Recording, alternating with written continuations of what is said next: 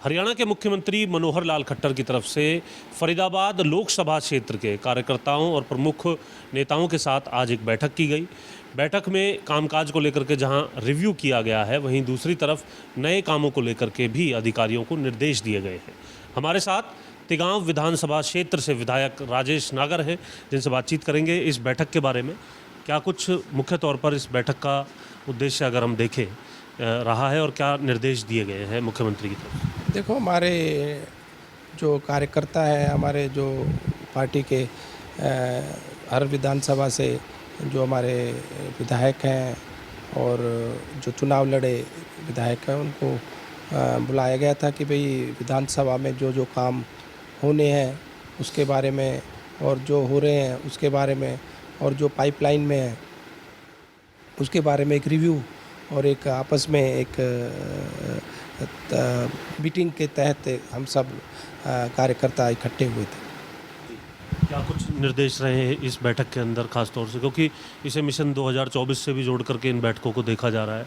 फरीदाबाद ही नहीं, तमाम लोकसभा के कार्यकर्ता नेताओं के साथ मुख्यमंत्री लगातार ये बैठक कर रहे हैं। देखो, इसमें हर एक डिपार्टमेंट के अधिकारी आए हुए थे और सबके साथ बैठकर एक रिव्यू किया गया कि भाई जो जो काम होने हैं, जो हो रहे हैं, और जो नए काम भी कई इसमें हर एक अपने कार्यकर्ताओं ने अपनी मांगे या समस्याएं रखी कि भाई मेरी ये कोई किसी की सड़क की बात हो, किसी की नाली की बात हो, या किसी के सीवर की बात हो, पानी की बात हो, बिजली की बात हो, तो वो सारी मांगें रखी गई और उस पर अधिकारियों ने संज्ञान लिया और उनको जल्दी पूरा करने के लिए उन्होंने विश्वास आश्वासन दिया। कुछ नए कामों के लिए भी आपने आग्रह किया है मुख्यमंत्री? हाँ, कई हमारे नए काम भी हैं, जिसमें जैसे कि हमारा तिगांव में जो ये एक रोड है, हमारा तिगांव बल्लभगढ़ से तिगांव मझावली, और जब मझावली पुल बन जाएगा तो उस पर काफ़ी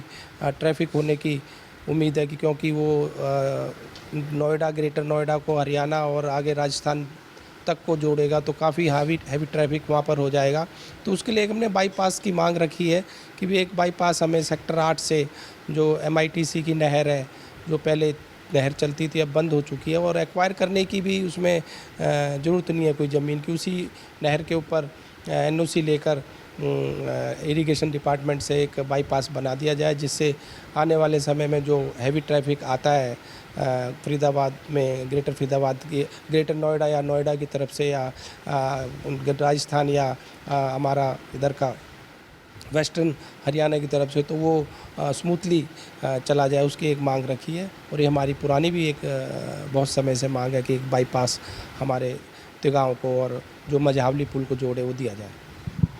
सब केंद्र में भारतीय जनता पार्टी की सरकार है, हरियाणा में भारतीय जनता पार्टी की सरकार है, फरीदाबाद के अंदर भी अगर हम बात करें तो ज़्यादातर विधायक भाजपा के ही हैं। लेकिन आज भी हम 10 साल सत्ता में रहने के बाद बुनियादी सुविधाएं, ये नाली, सड़क, ऐसे विषयों को लेकर के चर्चा कर रहे हैं। कुछ बड़े प्रोजेक्ट को लेकर के भी कोई चर्चा हुई है, या फिर यही चर्चा जो है बुनियादी चीज़ों को लेकर के ही अभी हो? देखो, ये तो जनरल प्रोसेस है, सड़क, नाली, खरंजे ये बनेंगी, टूटेंगी, ये तो चलता रहता है। हमने कई चीज़ें मांग पहले भी रखी थी कि भाई हमें, जैसे फरीदाबाद, एक ग्रेटर फरीदाबाद जो नया शहर, नया सिटी बनने जा रहा है, बसने जा रहा है, उसमें एक टाउन पार्क, उसके लिए भी मांग रखी है। एक जिम खाना क्लब हमें अलग से दिया जाए। एक हमें, जैसे ग्रेटर फरीदाबाद अलग एक शहर बसने जा रहा है, उसमें जैसे BK हॉस्पिटल जो सिविल हॉस्पिटल है वो बहुत दूर पड़ता है, तो एक सिविल हॉस्पिटल के लिए 200 बेडेड के लिए खेड़ी गांव में हमने मांग रखी है आज कि भी एक 200 बेड का हॉस्पिटल हमें खेड़ी गांव में दिया जाए, जिससे कि जो लोग हमारे पूरा बाईपास को पार करके, हाईवे को पार करके, या NIT में जाकर फिर अपना इलाज कराने जाते हैं तो दूर पड़ता है, तो उसके लिए भी एक नई मांग रखी है। और एक 100 बेड का हॉस्पिटल सेतपुर पल्ला की तरफ जो है उसको बनाया जाए, उसके लिए भी हमने एक मांग रखी है। और एक ब्लड बैंक, जो हॉस्पिटल हमारा अगर बनता है नया, तो एक ब्लड बैंक भी हमें इधर ग्रेटर फरीदाबाद में दिया जाए, क्योंकि एक नया सिटी, नया टाउन बस रहा है, लगातार बढ़ रही है। और सब स्टेशन हमारे को 2 मिल चुके हैं, एक सब स्टेशन की बिजली की और हमने मांग रखी है।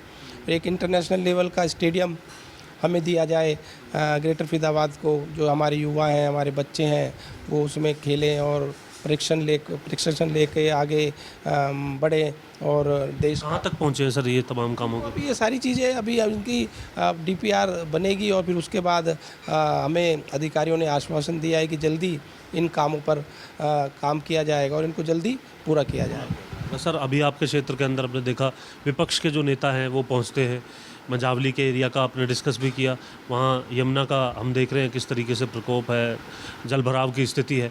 इन तमाम चीज़ों से आने वाले समय में किस तरीके से बचा जाए, कुछ ऐसा कोई प्रोजेक्ट भी आपने तैयार? तो इरिगेशन डिपार्टमेंट के अधिकारी भी बैठे हुए थे, उसमें देवेंद्र जी एसीएस भी बैठे हुए थे। तो मैंने एक मांग रखी है कि भाई जो मंझावली पुल में जो इस बार पानी आया है वो एक वहाँ पर एक बांध लगा दिया जाए। तो उसके लिए अधिकारियों को जो हमारे इरिगेशन के एक्शन है रावत, उनको आदेश दिए कि भाई इसका सर्वे किया जाए और जो भी कदम उठाने हैं वो उठाए जाएं और बांध को किस तरह से बनाया जाए, कैसे बनाया जाए, उसके लिए उनको निर्देश दिए गए हैं कि भाई आगे आने वाले समय में ये पानी की जो दिक्कत है, ये आपदा जो आई है, ये आगे ना आए। क्योंकि मंझावली में हमेशा ये दिक्कत रहती है, 10 साल कांग्रेस भी रही, आप भी, भाजपा भी 10 साल से है, तो इसका सटीक निवारण करने के लिए आप जो है अपने प्रयास कर रहे हैं। साथ ही साथ जो विपक्ष के जो लोग आपके क्षेत्र के अंदर आ रहे हैं उनको क्या कहना चाहेंगे, खासतौर से ललित नागर जो है इस तरीके के कार्यक्रमों को जो आयोजित कर रहे हैं? देखो भाई, ये तो इसमें सबको मिलकर काम करना चाहिए, इसमें राजनीति नहीं करनी चाहिए। आपदा है और इसमें सबको मिलकर जो भी ये मुसीबत है इसको ये राजनीति ना करके इससे ऊपर उठकर काम करें जिससे इसका कोई हल निकाला जाए। और ये आपदा है, इसमें तो ना कोई हम कर सकते हैं ना वो कोई कुछ कर सकते। और ये 78 में जो एक बाढ़ आई थी 1978 में, उससे भी बड़ी एक आपदा आई है, बाढ़ आई है। तो इसमें तो ये पानी किसी के कंट्रोल में तो है नहीं। और इसके लिए अभी हमने आज अधिकारियों से बात की है कि आने वाले समय में वहाँ एक बांध हमें दे दिया जाए जिससे आगे दिक्कत ना आए। शुक्रिया बात करने के लिए। तो फरीदाबाद लोकसभा क्षेत्र के जो तमाम जो नेता हैं, जो कार्यकर्ता हैं, उनके साथ मुख्यमंत्री मनोहर लाल की ये बैठक हुई। बुनियादी सुविधाएं हों या फिर इंफ्रास्ट्रक्चर को लेकर के आने वाले आयाम स्थापित करने की बात हो, वो तमाम चीज़ें जो हैं डिस्कस की गई हैं। साथ ही साथ बाढ़ प्रबंधन को लेकर के भी जो इरिगेशन विभाग के अधिकारी हैं उन्हें निर्देश दिए गए हैं कि आने वाले समय में ये स्थिति कम से कम ना बने। फरीदाबाद से कैमरामैन शरद के साथ जितेंद्र चौधरी, खबरें अभी तक।